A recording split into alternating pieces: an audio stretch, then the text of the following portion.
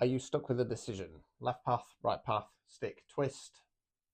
You need a fork in the road tarot. This is the most definitive type of tarot reading you can get because it gives you clarity. This is what's likely to happen on if you do this, or if you go on this path. This is what's most likely to happen if you do this or go on this path. Now, little caveat, sometimes the best thing to do is do nothing if you're looking at two different paths. Sometimes there is a third way, okay?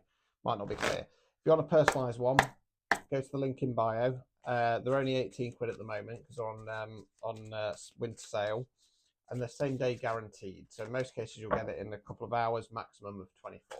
Can't do better than that, can you? Right, so I want you to get path A or option A clearly in your mind, and we'll see what that's looking like.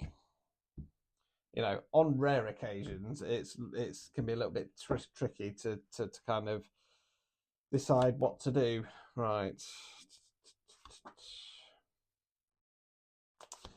Right, so we start off with the Knight of... Well, it's all Pentacles to start off with. Pentacles, Earth, money, finance, non-financial wealth. That's what we're investing our time, efforts, and energy in.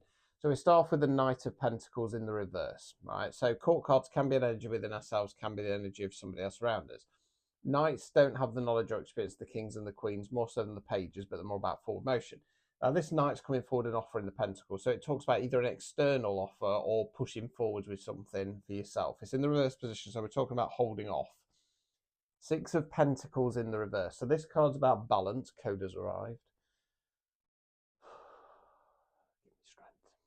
So he's giving money out to the poor. He's got the scales in his other hand. Now, when it's in the reverse position, it can often talk about one party's doing all the giving, one's doing all the taking. In this case, it might be about kind of bringing that balance back for yourself, okay? Because, and this is something that I've had to learn over the last year or so, and it's something that Kelly's been bollocking me about for God knows how long. You know, at some point, get out. Where are you? Get out. Go away. Go. Don't feel sorry for her. She only does this as soon as I start doing content or readings. Yeah, I've been trying to give people the benefit of the doubt. I've been trying to give people better standing fees. I've been trying to get people work. And for the most part this year, it's been thrown in my face, right? And I've been running at a loss to try and make sure that people, specifically the readers, are getting better value. And it's got to that point where I can't do it anymore. I'm not prepared to keep giving and getting such little in return back. So that would be a case of me pulling that energy back and going, no, because I'm doing all the work here. You know what I mean? So it could be an energy of that. Eight of Pentacles. We call this guy the apprentice. So you're the chap on the bench there banging away at the Pentacles. He knows he's not a master of his skill yet, but he's happy to go through that process and is enjoying the process, right? Let's continue.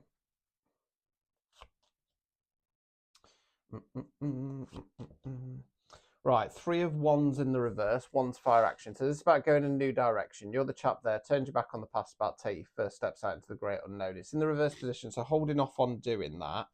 Six of Cups, Cups, water emotions. This is about balance. It's going to be too hard to see on this deck, but we've got one character giving the other cup of flowers. Equal give and take. So bringing in some emotional balance. Overall outcome card. Tower card. Right, so the Tower card's fixed card. We call it the Awakening card. So we've got the tower there. It's being struck by lightning. It's on fire. There's people jumping out. It's cracking. It's crumbling. This tower has been built on rocky foundations and it needs to come down. Now, tower cards are always for our long-term good, whether we like what happens or not. 1 time out of 10, they're positive. 9 times out of 10, they're tough and destructive. Now, the idea of a tower card is the universe goes, right, you're in this timeline here. We need you over here. There's something you've not done, said, change shifted, whack, bitch slap, go over there, splat. Now, the idea after a tower card, if it happens, is you pick yourself up, you dust yourself off, and you press forward, regardless of what's happened. Most people do that, but on occasion, they bury their head in the sand or they nosedive. Now, if you do that, one or two things is going to happen. If this has happened for some greater purpose, or if it was love-based, I don't think this is love-based, but if it was love-based and you have a divine counterpart out there, they just keep coming. If the universe is just trying to give you a bit of a helping hand and you waste it, oh, come on, Kitty. The universe says, well, you sit in your darkened room, we're locking the doors, we're switching the lights off, you're going to have to find your own way out. Obstacles or blockages. Page of Pentacles. So pages are more youthful energy, don't have the knowledge or experience of the kings and the queens. 505 on the timer. Don't have the full motion of the night. It's more about giving something to go. This page is like kind of breadcrumby offers. It feels a little bit like this would be about you not giving yourself more than what you deserve, if that makes sense. Removing any blockages. Death card in reverse. Death card, fixed card, rebirth. It's about shedding old skin. In this case, it's about killing something off, for want of a better phrase. Upright position, that happens out of your control. And it allows you to shed that skin. Reverse position, you're being asked to do a self-imposed death card moment on this, potentially so the tower doesn't happen, right? So up until that tower card, it was looking kind of all right. It was looking a bit steady Eddie. Okay. I was a little bit concerned with that 3 of Wands that it might be you then. It's like you have this period of going, right, I'm just going to focus on this, or I'm just going to do this. And you're going to enjoy the process, but then you're going to kind of hold yourself back because you then kind of focus more on keeping emotional balance with yourself or other people, and then the tower's going to hit. So let's go on to path B or decision B, and let's see what's coming out there. Her fur's going to irritate me, and I'm going to start sneezing, no doubt. Oop, God. Right, I'm going to go for the High Priestess because she came out.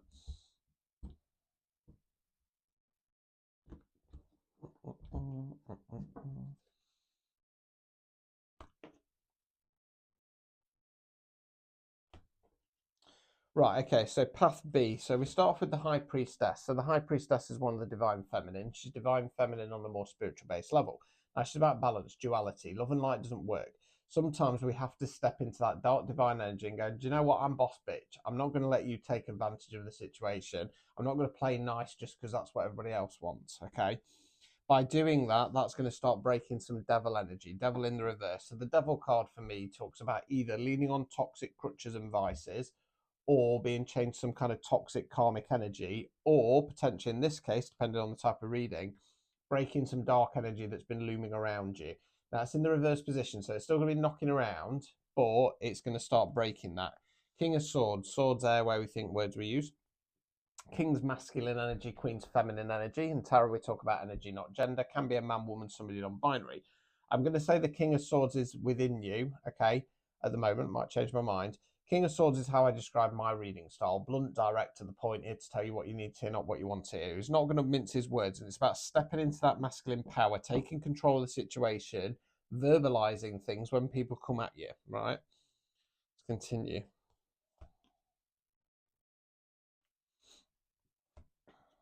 Right, so 7 of Pentacles. Okay, so you're the chap in the garden here looking over the fruits or flowers. Not ready for harvest yet, needs to get to 10. The upright position, though, it's going in the right direction. So he's not where he wants to be yet, but he's just taking a moment to pause, going, do you know what? That was the right decision to make. Okay, the Magician. So the Magician's a very positive, powerful card. It's the manifestation card. So by going on this path, it's going to give you the ability to manifest bigger. Overall outcome card. 4 of Wands in the reverse. Wands fire action. Upright position, we call this the 11-11 card. Make a wish. It's quite a complex card, this. It can talk about engagement, marriage, happy home, happy community.